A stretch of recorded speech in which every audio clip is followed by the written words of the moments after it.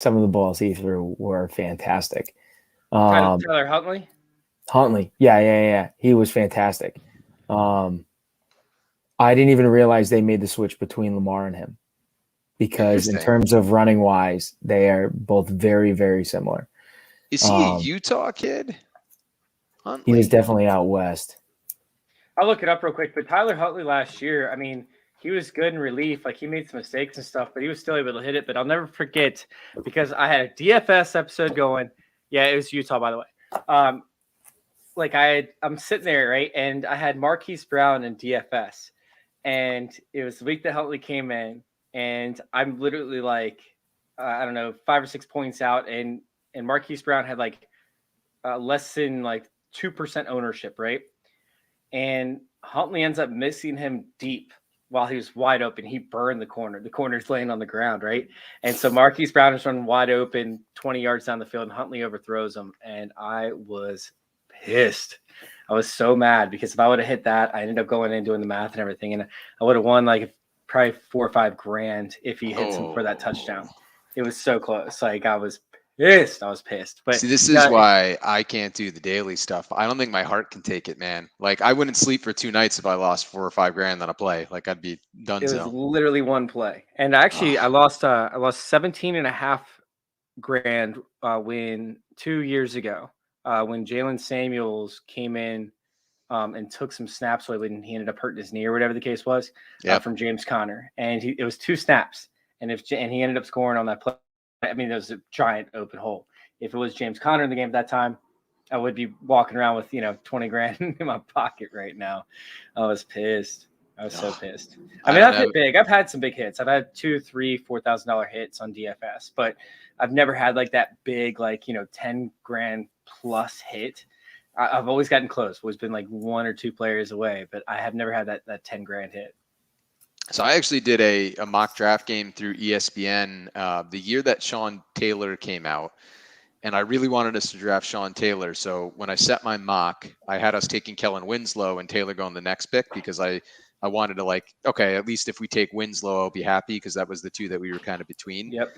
And I knew we were going to take Sean Taylor. I just wanted to like kind of hedge it. And had I left it, I would have won the whole ESPN competition, which was pretty crazy. So I ended up coming in like 40th place out of like 400,000 people. I was pissed, but it is what it is.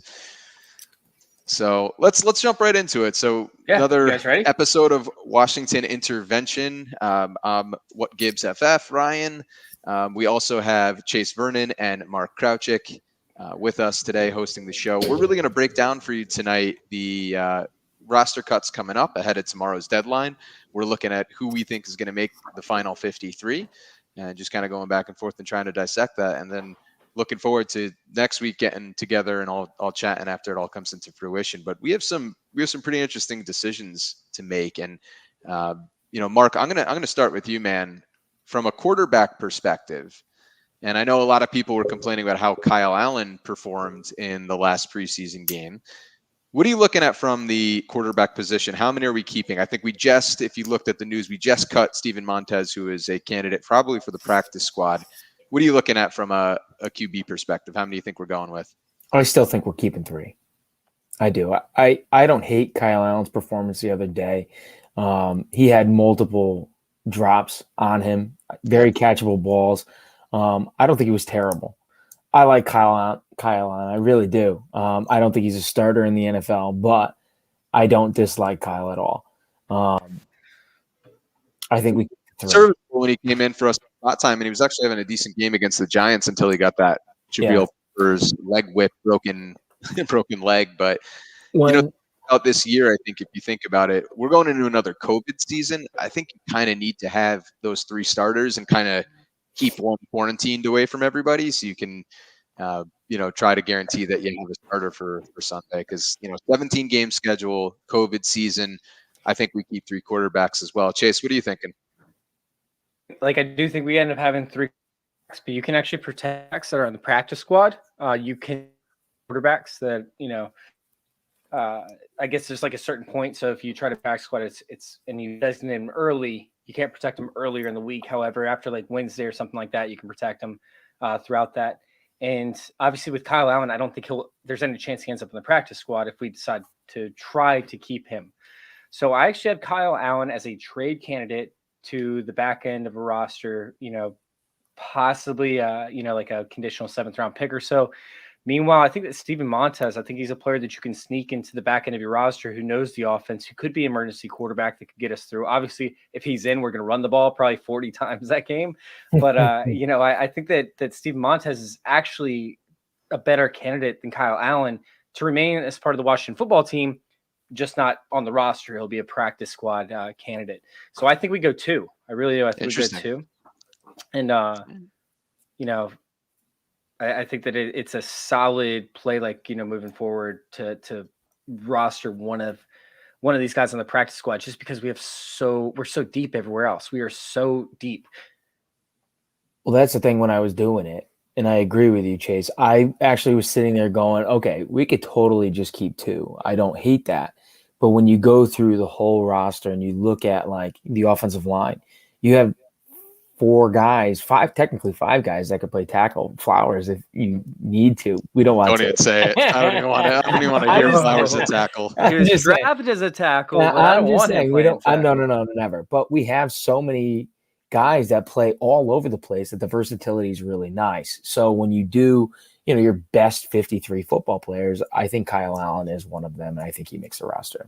I think he does too. And I think when I start looking at those depth positions, it's just quarterback is such an important position, 17 game season. I don't want to risk losing Kyle Allen. And we've seen Steven Montez in spot places, and it's never looked good. So I mean, if we have a contending team, I'd rather keep the 3 and then see what it shakes out with. And Kyle Allen's contract is pretty team friendly too, which is helpful as well. But all right, so we got Chase with 2. I'm interested to see. I'm going to write all this down. I'm interested. I want you to. Who's going to go over 53? Because if we're keeping going, you guys are going to have to cut somebody that's going to be tough.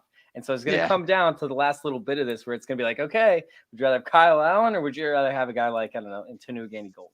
Which, I mean, maybe that's not your guy, maybe it is. But we'll talk about it here in a second. All right, so let's hit the running backs. I mean, we've hit this multiple times on the show. I think the real question is, I think we know that Gibson and McKissick are probably locks. Anybody thinking that either of those are not a lock out of you guys? No, absolutely not. Right. Gibson's probably on the roster. No, I'm just kidding. Yeah. No. So you're left with the opportunity to go at 3 running backs or 4 running backs, and you're sitting there with Jarrett Patterson, who's shown up pretty well in the preseason, and Peyton Barber, who we know the coaching staff likes, and we talked about it with Logan Paulson a little bit too, more of a chess piece for the coaching staff, which they value, right? He's been dependable in short yardage situations. He's been dependable on goal line situations, consistently coming up and making those big plays for us. But what are you guys thinking? We keeping 4 there? Because this is another spot where I'm like, I kind of feel like we keep 4. And now I'm at 7 between the quarterbacks and running backs and thinking like cuts are going to get tougher. I've got the 4. All right. So here's the deal. But go ahead. Actually, Mark, I want you to start out. Go ahead and name your 4 real quick, and then I'm gonna come in and counter. It's obviously Gibson, McKissick, Barber, and Patterson. I've got all 4. Same. Chase? I don't have Barberson. I'm sorry, I don't have Patterson. I was going to say Barberson. Yeah, I don't have Patterson making this roster. It's either going to be Barber if they feel like Gibson actually, made that jump.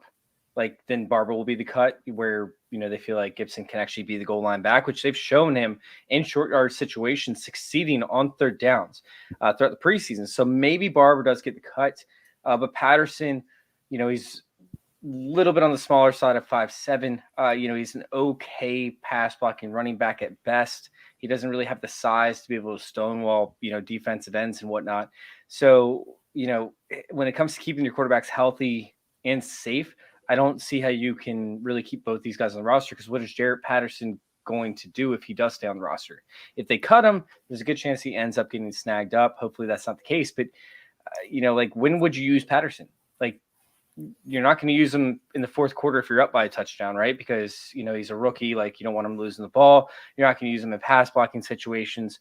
And it's unfortunate because I like Patterson, but when are you actually going to use Patterson? Meanwhile, when we talk about Ron Rivera, he's like, we need depth at linebacker. We need depth at defensive line. We need depth at offensive line. So obviously with, all these expenditures coming at the non-skill positions, which Ron Rivera is built at. Like he normally does not keep a fourth running back unless it's a guy like Tolbert, who is great at pass block. So play fullback as well when they need it, or H-back as well when they need it. I just don't see a world in where we keep Barber and Patterson. I think we have to go with 3. And I really think it just depends on the coaching staff's perception of when they can actually, use Patterson, and also if Antonio Gibson is worth the goal line, carries. Yeah, and I think I'm writing down Jarrett Patterson on the side as like potential practice squad because one, I think I'll be honest with you, Chase. That's probably the most like sensical thing that we're going to say tonight from a perspective of like not being that gut reaction to the preseason, because when you look at the tough roster cuts that are going to be made, unfortunately, if you don't have that role cut out, and if you're just looking at someone to be the like, hey, every down back if Antonio Gibson gets hurt, well, guess what? Jarrett Patterson probably isn't even going to excel in that. I know he did very well in the preseason, but that to me is a big question mark. And we talked about too, we said on a prior show, if your running back goes down, right, like it's really hard to have that bell cow. There's only probably a dozen quote unquote bell cows in the NFL right now. If Gibson goes down, you're going to need to Frankenstein it. So I do think that's someone that can potentially make it through waivers, end up on our practice squad. So we'll see how does make through waivers, because I think there's a lot of teams that saw the talent that he has. Keep in mind, the Cincinnati Bengals, they're already a bad team, right? Yep. They already weren't a good team. And then we were playing against their backups. So yeah, his best game did come against backups. I really wanted to see Jarrett Patterson actually make the roster. I thought he was going to make the roster on special teams, seeing that 37-yard kick return, but then they never even used him in the third game up against Baltimore as a kick punt returner. So I just, I was hoping he would make the team as a special teamer, but that's not going to be the case. One kick return the entire preseason.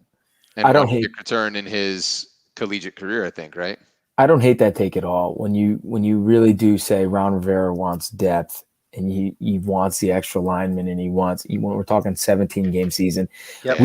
we love, Washington always loves those preseason guys. We always fall in love with somebody, and it wouldn't surprise me if Patterson gets released and clears, and then he scoop back up on the practice squad. It would not surprise me at all, just because how much we always overhype guys. I'm changing to 3 right there. Just the more we talk it, I'm going to say Patterson. It's worth the risk of having him move to the practice squad. If he gets scooped up, he gets scooped up. But just kind of thinking logically and taking the emotion out of it, of like he's probably my favorite preseason guy to watch. I agree with you. I think. Dude, how many times do we have a breakout running back who we think is going to be stud in the NFL that just doesn't make it? Or Marshall, was it Byron Marshall? I believe 1 year, and then it's like every single year that we think we have a breakout candidate running back, but it just doesn't happen. And the thing is like it's not that big of a deal. It's okay, because we're just hyped up on the hype ourselves. And although I'm saying I don't think that Jarrett Patterson makes it back to our practice squad, that could be the fan in me talking and thinking, hey, I'm such a big fan of this guy, he might not make it back on the practice squad. So you want to jump over to wide receiver now?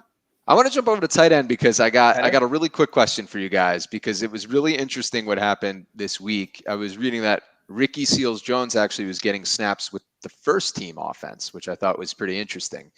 So you got Logan Thomas, you got John Bates, you got Ricky Seals-Jones, you got Reyes, who's coming over from the international program, potentially being a practice squad candidate. But you also have people saying, hey, he might be the best pure blocker that this team has.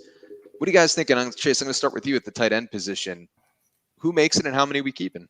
Wasn't Ricky Seals-Jones a pass catcher throughout his entire career? Sorry, Reyes is the one they're saying is the best blocker. Ricky Seals-Jones is the one that was getting snaps with the ones. Okay, gotcha. Sorry, I misunderstood that. Seals-Jones is somebody that's always been like he's a journeyman tight end. And Ron Rivera actually does well with those guys, especially, in a critical position when it comes to pass blocking and helping that out. Obviously, with Washington, we think we have a great offensive line. It's not great. It's a solid offensive line. So Ricky Seals-Jones, could actually add in that relief area where, hey, this is a veteran. He knows what he's doing. He can get open from time to time. But I really don't see Ricky Seals-Jones making the roster. I think that they want John Bates. I think that they want Logan Thomas. Dude, Ron Rivera's head over heels for Logan Thomas. Just saying, guys, like head over heels. And he likes Sammy Reyes. And I think that Sammy Reyes actually makes the practice squad. I don't see us once again keeping 3 tight ends, however. I think that we keep 2 and we actually move who was the second string tight end that we talked about last week or the week before that got a couple snaps and that we ended up not rostering. I don't have the Hemingway. Yep. Hemingway. So I think that they try and move Hemingway. He's gone. And they already okay, they already cut him. Yep. That doesn't. So they could still end up picking him back up and moving him on the practice squad eventually. I think that that's a very big possibility. And then obviously Reyes makes that. I don't think that Ricky Seals-Jones makes the cut. I think they roll with the rookie John Bates along with Logan Thomas. Logan Thomas. I mean, that's. What does Reyes go? Does he go to the practice squad or Reyes will make the practice squad? He's not going to go to a different team. He makes the practice squad, and he's a developmental project. And then I think we're going to draft a guy actually in 2022. I think we're going to look at guys around the 3rd round and draft a dude. So when you talk about the fan in us, that's the guy that I'm going to be heartbroken if Reyes gets scooped up by anybody else. So I don't see that happens because the team's not going to scoop him up to start him on their roster, right? To have him on their 53-man roster. He's not developed. He's not ready. Dallas Cowboys tight ends stink. They would love to scoop up a guy like that. Yeah, but Jarwin and Schultz are like serviceable veterans, right? And they're paying Jarwin good money. So I feel like that's going to be. I mean, I can't see how you only keep 2. You have to have 3 on your roster no matter what. And last year we kept 4. So there's no way we're going to go from keeping 4 to go and keep 2. I'm with you. Who are your 3 though? Is it Thomas Bates and is it Seals-Jones or Reyes? No, it's Reyes. You know what? I'm gonna say the same. I'm gonna say the same thing because I think they really like the kid. I think he's shown good work ethic, which I think Rivera is gonna like, and I think he really has shown himself as an able, capable blocker. I'm not sure. The only situation I could think of is like, and Logan Paulson had referred to it when he was on the show once, was you can sometimes get that phantom ankle injury or that phantom injury that allows you to stash somebody on the pup. That I can see something like that happen with Reyes. But I feel like it's going to be, I'm with you, Mark. It's going to be 3. I'm not 100% sold that it's going to be Reyes. I'm kind of on the fence with it potentially being Ricky Seals-Jones, but I'm going to call it 3 as well. I mean, who's signing Ricky Seals-Jones? That's the big thing with me. Who's going to sign him, even if we release him? And not even a practice squad, but what's he going to go do? Do you think he actually gets picked up on another roster? No. Exactly. So in 2 weeks, if something happens, you go scoop him back up again and go back to work. Well, that's why I think we're going to end up cutting him. And also, I think that we're going to end up replacing our tight end position with tackle or guard, somebody that can also play a blocking tight end position, and actually still be a pass catcher in the red zone. Like we can still run, jumbo packages, but essentially it'll be a tackle or a guard. Yeah. Dude, that'd be cool. That'd be cool as shit. That would be fun. A hyper athletic tight end who just had character issues coming out. Yeah, he could play tight end in the red zone. Why not? Thad Moss, we could just bring him back. He's on the roster. He's making the final 53. And guys, Chase Young. Shut your mouth. Yeah, no way. Ooh.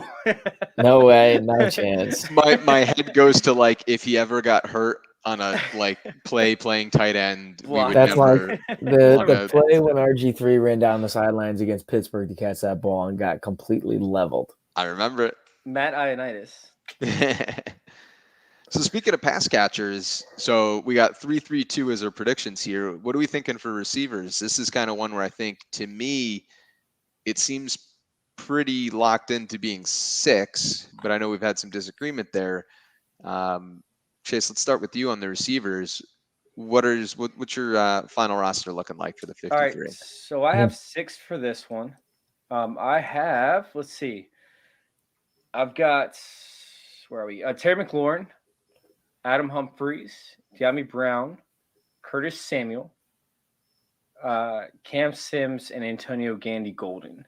I have Dax Milne making the practice squad, and I think that Isaiah Wright, although we cut him tonight, I feel like he could still turn around and actually make the practice squad. I really do. Because they're familiar with him. I hope so.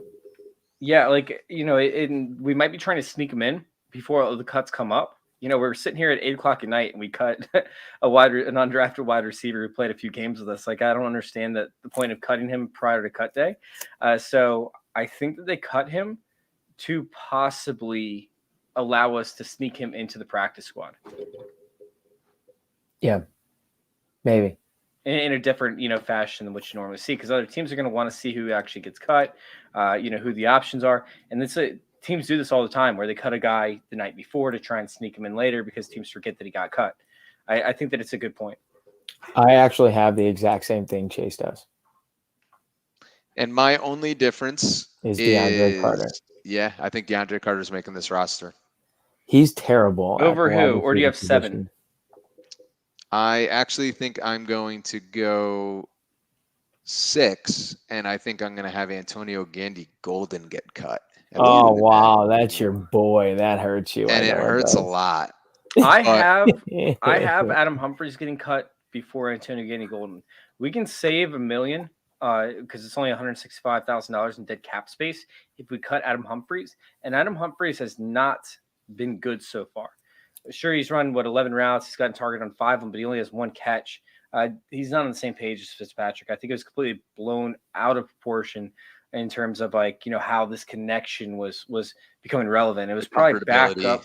Yeah, it probably wasn't Kendall Fuller covering Adam's Humphries while Adam Humphries was in the slot. You guys know my hate for Adam Humphries, but I just don't see it happening. I don't know how Adam Humphries can make this roster and get starter snaps. And if he does, I don't think that he'll last. I think he'll be cut by week 6, 7, 8. So, maybe I'm wrong on this, but I just don't see – I don't get the infatuation with Adam Humphries. He's not a good player. My only thing is, who else plays the slot? That's the thing. Curtis Samuel! I don't – I best know – slot receivers the from guy 2020. The guy hasn't done anything at even remotely close. I'm surprised he's not on the pup by now, to be honest with you. And my issue with that is that was one of the best slot receivers. I don't argue with you, but Curtis Samuel's not going to play week 1. He's not going to play week 1. He might not play week 2. So again, I don't know why he's not on the pup at this point in time. And because they want him for week 1. I know, that's what it is. I don't think he's practiced yet.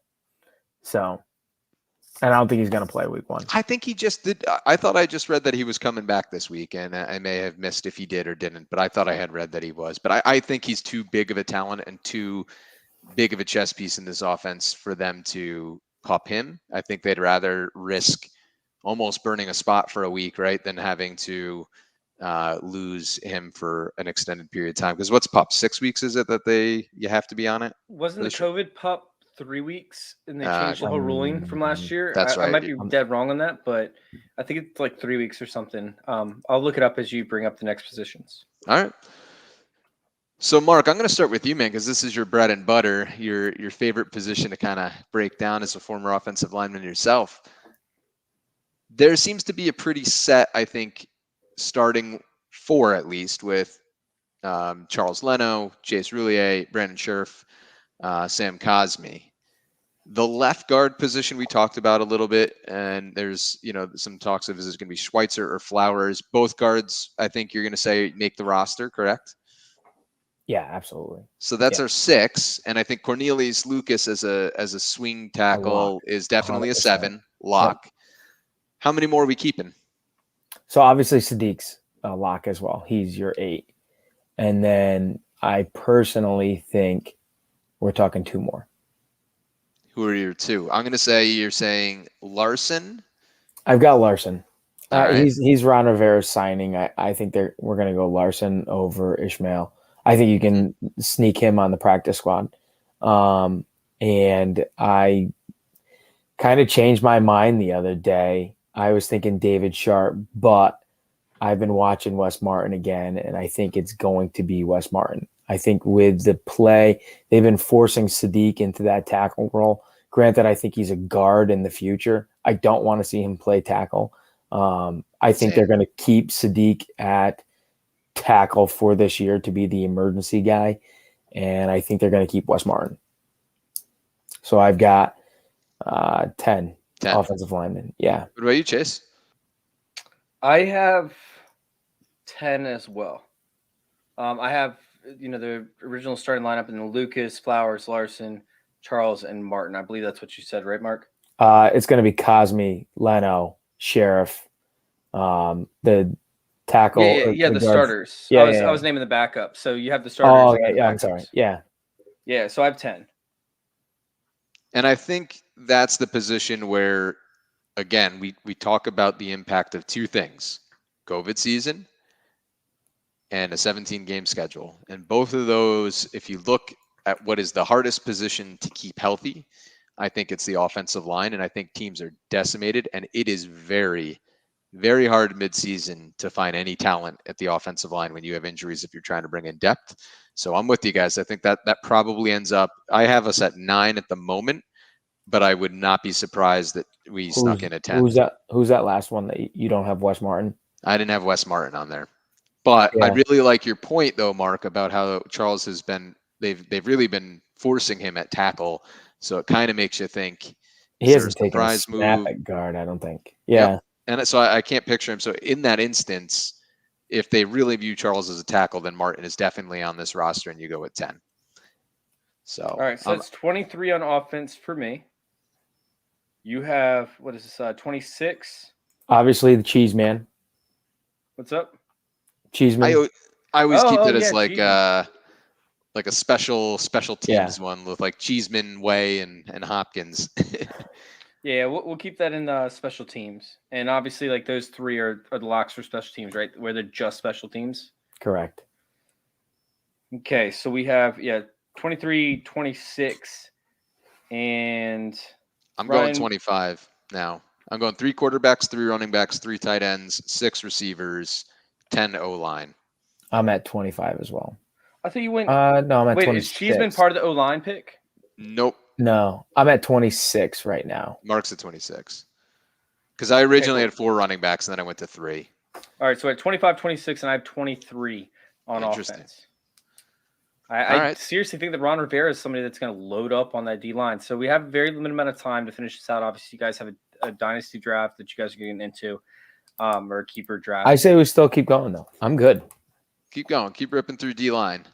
All right, so for the D-line, right, we have – actually, Ryan, start out this one, man. Like, you haven't gotten to start one out yet, have you? All right, I'm going to say I'm hearing the buzz about Tim Settle as like a trade candidate. I don't think they're going to do that. I think they love the depth. So I think we're going to go Jonathan Allen, Deron Payne, Sweat and Young, Ioannidis and Settle. I think James Smith-Williams is definitely on the roster. I think he's the only one that's given us that kind of more than 1 year from a reserve perspective from this team. And I think he's shown an ability to show some good bend around the edge and get after it as a speed rusher. I kind of feel like both Tony and Bradley King, I think one of them is going to end up making the roster. So I'm going to leave us at 4, 5, 6, 7. I'm going to say 8 D linemen. And I'm going to say it's going to be one of Tony or Bradley King, and then one we try to sneak them into the practice squad. But what? But what about David Bada? I know. He actually was great the other day. He actually was really good the other day. And it wasn't against scrubs either. It was against the starters. Yeah.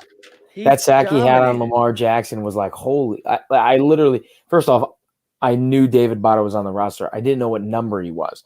So when I saw 64, I'm like, who the fuck is 64? He's been ripping through the offensive lines. Like it was up against backups before, but like you brought up, he went up against the starters or second string guys and like absolutely tore through them. It was impressive. Yeah, that's going to be the hard one. That's why I think Settle's expendable because I think Bada can go into both roles. I do not have Bada on the roster. I have him cut, and I think he's a practice squad guy. Ryan, I have 9 with King and Tony. I think they both have played well as well, especially Tony off the edge, getting around the bend. And they both give you a little bit of flexibility, right? If you wanna play any 3-4 at all, right? And you want that larger outside linebacker position, almost like what we used to use Ryan Anderson for. I think that's where you you start to see Oof. those two have that opportunity to give you more flexibility from a scheme perspective. So I will say that Ron Rivera came out and they were asking about how William Bradley King, right, and Shaka Tony did, and he's like, dude, they're progressing excellently, but we want a veteran at this position. Yeah. Yeah. So Keep this going. is where everything gets twisted up. This is where I think that we actually cut a total after it's all said and done. Not just cut day tomorrow, but we cut a total, and we go down to only 51 or 52, and And we we actually sign. bring in a veteran from a different team. So yeah, past cut day, I think that Shaka Tony makes it. I think that Bradley King possibly makes it past cut day, but I don't see either one of these guys actually making it past let's just say Thursday or Friday, whenever the waivers end up clearing. So I'm gonna say that as of cut day, I actually have 9, but I think it goes down to 7 or 8, and we bring in a veteran from another team where Ron Rivera obviously has somebody in mind because he can't stop talking about it. He talked about it in his press conference yesterday. He talked about it in his press conference this morning, and then he just brought up that he wants a veteran to come in and be a part of the linebackers corps or the middle linebackers. So I think that this is where it's like it goes from 9 to 7 or 8, but I'm going to go with 9 for cut day tomorrow. If he's doing if or the other, I think the veteran's coming in at linebacker. But I absolutely could see them signing a veteran defensive end. We all wanted that to begin with. I could see it happening. I haven't seen a name cut yet, and that'll be interesting to see. But there's linebackers out there if they What like about Casey somebody else. Toohill? He's a practice squatter. I think so You guys too. think? I mean, he came over here from Philly. Practice squatter. Okay. All right. He hasn't done anything this. I don't even know how much playing time he's gotten, to be honest with you, because we have so many kids. I mean, I've seen Wise, Bada, Tony, King, and Smith Williams. Those were the guys that were playing the other night. It was not Toohill. So I think my boldest prediction is like that David Bott actually makes our roster. I think that he makes it the back end.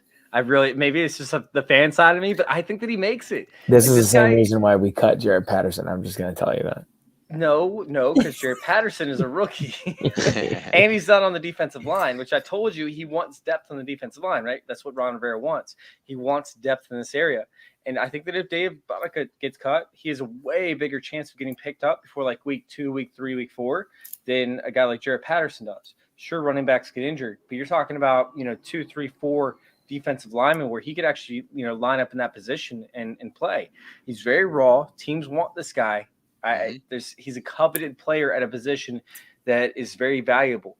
Very valuable, hard to come by, and I think teams are always desperate for it. So I think, I'm kind of with you. I'm going to switch to 9, and you convinced me. I think he makes the roster, and I think I agree on the veteran piece from a defensive end perspective. Dude, I think you got to stick to your guns once in a while. I know, okay, but Ryan? you know what? We're having good everything. conversation. That's the whole part of this, right? Try to convince people, and I'm with you, man. I think Bada you're bringing up really good points, and I'm buying it. I'm buying Bada. Buying Bada. Oh my God, is that going to be our hashtag the whole season? Buying Bada. If he gets some playing time, hell yeah. If he makes the roster. I mean, dude, they just want depth. Like Ron Rivera talked about it. They just want depth to be able to keep their core players healthy. Ioannidis has been injured. Jonathan Allen's been injured. Jerron Payne has been injured. They don't want to be out there playing them on 90% of the snaps. They want to try and get them on about 70% of the snaps and just rotate. And that's when that D-line's at its best, right? Yes. Like you look at when the Eagles had their Super Bowl run, you had 9 defensive linemen that just rotated and were always fresh. And even guys like Chris Long were just devastating in the fourth quarter because they were just so much more fresh than the offensive linemen they were going up against. So I was actually listening to, real quick, Yeah. Sorry to sidetrack for one brief second, but I was listening to the Player Profiler podcast, Roto Underworld, right? And they actually have a salary cap expert who's been in the league for like 10 plus years. He now runs a show with them. And they talked about the Eagles defensive line and how Washington is almost implementing the same system that the Eagles defensive line did on the Super Bowl run. To your credit, that's exactly what he was talking about. He's like, what they had was they had these young players who were studs, and they only played 20% of the snaps or so, but they rotated and they kept their players healthy. And when these rotations came in, it saved them from getting fatigued and getting into injury riddled like positions essentially. Like, they're not sitting there tired out and another player hits them from the side that they're not expecting, and they don't have the strength to be able to, stay on their feet. So David Bada is one of those players who can play 15, 20% of the snaps, and it's not going to kill your defense for that to happen. In fact, it could end up helping your defense because your other players are fresh. So I wish I could give a shout out to the name. I'm drawing a blank on what his name was, but he check it out, playerprofiler.com, and also Roto Underworld podcast. They do their shows once a week or so with this guy, Yuri something. I'm actually in a chat with him. Yeah, I know. I'm trying to blank on the handle there, but that's a good call. The problem is that the Eagles still do this. Still kept the same players. They're old as dirt now, and their salary cap's so bad they can't do anything. But that's the problem. They found that formula and they just like repeated. Sorry guys, that was me. I was looking up the podcast and it came up. So let's do this. I wanna hit linebackers really quickly before. I get it. Sorry to interrupt once again. It's Anand Naduri is the name of the guy. So, anyways. All right. Well, good shout out, and go check him out in the podcast out, because I think that sounds like he agrees with me, which I like. So I'm going to go check it out myself. So for linebackers, I mean, I don't think this is a terribly controversial one. I mean, I have Jamin Davis, Cole Holcomb, Bostic. I have Lee Cudson making it. I love him. I think David Mayo makes it. I think he's been a consistent kind of guy that is valued on special teams that Rivera brought over for a reason, because he was a good special teams player for him in the past. I think that's kind of where we end up is the five linebackers. What are you guys thinking? So David Mayo is a guy that has been constantly hated on. He has been. A single area that I see it, but David Mayo, it's not about how he plays at linebacker. This is a special teams move. Just a special teams move, 100%. And depth move as well, just in case we need somebody that knows the system. But people hate him so much. It's a little bit ridiculous. I see us at linebacker. Are we talking about edge rushers as well, or just middle linebacker? Just linebacker, yeah. Like your 4-3 linebackers, yeah. So like Holcomb, he's obviously going to make it. I don't see Jared Norris making the roster. Cleek Hudson's going to make it. John Hudson's going to play a big role this year, I think. I think like, that's the name that fans are going to be kind of like almost how our Cameron Curl was last year, right? Where he ends up having a better year than people are expecting. I got us at 5 linebackers. Yep, that's what I had too. And then real quick before we drop, because we do have a tight deadline here, what are you thinking for the DBs? And we'll do Chase. We'll have Chase run us through his DBs, and then we'll cut it. All of them, Chase. Hit them all. No. All right. So we have Kenneth Fuller, Cameron Curl, Landon Collins, William Jackson, Jimmy Moreland, Benjamin St. Juiced. Bobby McCain is question mark for me right now. Same. And then Troy Apke is definitely lock. He's probably going to start in most cases.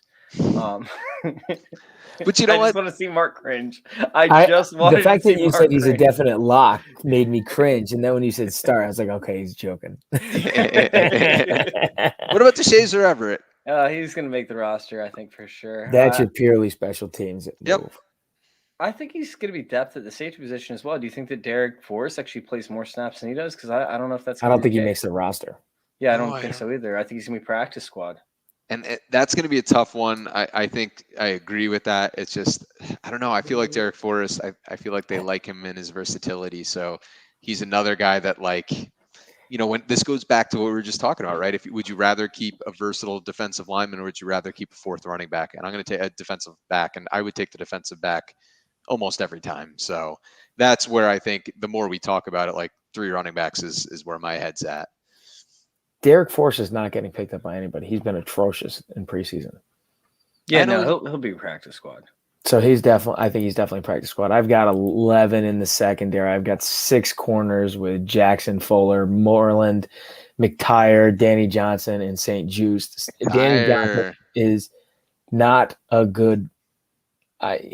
He's purely for kickoff returns. How we have nothing for returns is it blows my mind. Troy Apke is the special teams captain, isn't he? He's a special teams superstar. He That's is the only not problem is that like good. it's like the David Mayo They've thing, right? Like you literally need tried him guys at that multiple are, positions. They've literally tried him at multiple positions, and he sucks. but does it except matter for if you're teams. contributing on special teams, But if right? you've got guys like He's the DeShazier gunner. Everett, who is legitimately your special teams captain, those are the guys you keep. I mean, All your right, gunners well- in the game the other day were This is where I see us actually keeping or trying to sign a veteran guy, along with linebacker as well. Yeah. It was a little bit like concerning that we didn't actually make a move like to grab a guy like Malik Hooker, who's dude, like that's such a good move for Dallas, man. And it pisses me off because know. Malik Hooker, like to have it in a cover 3, right? Have a ball hawk as your free safety, cover 3, like that's magical. Absolutely magical for Dallas. Like I think it's going to be the biggest free agent move that's like, under the radar. But yeah, it's just unfortunate the rest of Dallas's defense sucks. They do. It is, but that's gonna Malik Hooker is like at like plus 75,000 to leave for defensive MVP, and he could end up being that guy. No, but I think that we could explore some different safety, positions and actually sign a free agent. Like I truly believe that. So that was my thing because I kept Jeremy Reeves, even though I don't know. I think football wise, at the safety position, he's not that great. But I only kept 4 linebackers, thinking like, oh, we're definitely going to sign somebody. But I'm at 53 on my roster, so I clearly have to get this to 52 at some point in time and clear one of those guys out. That's what I'm saying. I think that like going to be. Yeah, I definitely think we're signing a linebacker. I don't think it's a question.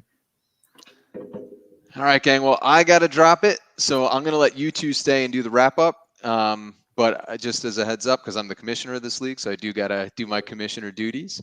But continue the conversation for a couple minutes. I'll pause it for you, Mark, over on the other end. Don't you pause it. Let's just go. And, I'm not going after Christian McCaffrey. All right.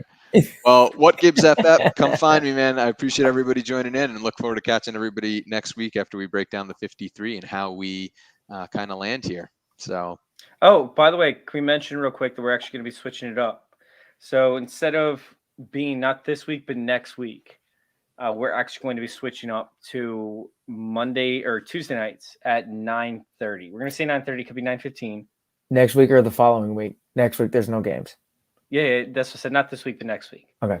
So in 2 weeks from now, we're going to switch it up to 9:30. If you guys want to go check us out, just hit youtube.com/fantasy intervention. Go subscribe. If you guys actually like the content that we put out, we're going to have a different show layout. It's going to be a week-to-week basis, which Mark and I will talk about along with Ryan, figure out exactly how we're going to cover it. But we're going to have a different twist than most Washington football team shows. So I'm very, very excited about that. Go to youtube.com/fantasy intervention, hit subscribe, and follow us over there Tuesday nights, 9:15 or later. But Mark, is there anything else you have to add to this depth chart? No, I think I would love to see us get some value for Settle because we know that he is our 4th defensive tackle, and we know we're going to lose him after this year. So I'd like to go get some value for him because he is a good football player. It's under constant though. Like, is he going to be that expensive to resign? Why are we going to lose him? I just think he's going to get an opportunity to go play. I mean, he's the 4th. You know what I mean? Why can't David Bada or somebody along those lines take a roster spot for him? Bye Bada. That's my thing. I think we're going to sign. I think I'd rather trade Settle, let one of the younger guys come in, and then get some value for it. You know what I mean? That's not something that we normally do. I actually think because we're in a different position as a front office, as a franchise, that the good teams make that one splashy move right before the season starts. And I absolutely think that we could be in play for one of them. I could see a deal with Houston to really solidify this roster. Love that. Absolutely love that. Thank you guys for tuning in. Mark, where can we find you? Twitter, @MarkCrown. And it's C or MARK. Is it K? Yeah. Yep. RAU. By the way, Mark, we are now on podcasts, right? So we're not just doing our show here. Our show comes out on podcasts, and we're available on Google Play, Apple iTunes, Stitcher, Castbox, Spotify, and Anchor. So you guys can go check them all out. If you guys are listening, please go check out I believe in our comments, it actually has where you can follow him on Twitter. So go that a fine look and go follow this guy. He's worth following. If you're a Washington football fan, this guy knows what he's talking about more than I do, about tenfold. So go check him out. Mark Krau, Krau. I always butcher those, man. You guys go check out our content over there at FF_intervention on Twitter, or my content. You guys can go check out our content at join our circle _. You guys go find our stuff, as we talked about on YouTube already. And then fantasy football discussion. We actually have all sorts of different entertainment pieces going on. We have 26,000 members now. 21,000 are active on a daily basis. So if you're into fantasy football, go check out fantasy football discussion. We have some big things going on over there. We should be blowing up over the next couple of weeks. Hopefully getting to 50,000 or 75,000 by the end of the season. Very, very excited for that. So go check us out. And then, I forgot to mention this, but we have a brand new sponsor, Trophy Smack. That's right, TrophySmack.com. Dude, have you seen the belts over there, Mark? No. They weigh like 45 freaking pounds. Like, they're massive belts. Like, they look like you're in the WWE. I absolutely got to check it out because I have one league that definitely would do something along those lines. Especially, a lot of them are big wrestling fans, so the belt would be huge. Well, if you actually go to TrophySmack.com, right, and then you enter in promo code CIRCLE, you have to put the ring in there, and then you have to put the belt in there, right? But there's a ring, and it's valued at $60, but you actually get that for free if you enter in promo code CIRCLE at your checkout. So you get a $60 free ring. Meanwhile, the belts are right around $200 or so. So you end up, saving $60 on a $200 belt, plus you get the ring. It's the route to go. It's a lot of fun, man. And it's something that all leagues should have. They should all have trophies. They should all have rings. And Ian Hartitz agrees, by the way. Ian Hartitz had his grandma trying to carry on the belt. I'm like, dude, you're going to break her back with how heavy these things are. So make sure you guys go check that out. TrophySmack.com. Use promo code CIRCLE. Make sure both the trophy and the ring are in your cart. We appreciate you guys for listening. Thank you all for joining us. And thank you guys for letting us intervene with your Washington football team life. We're out.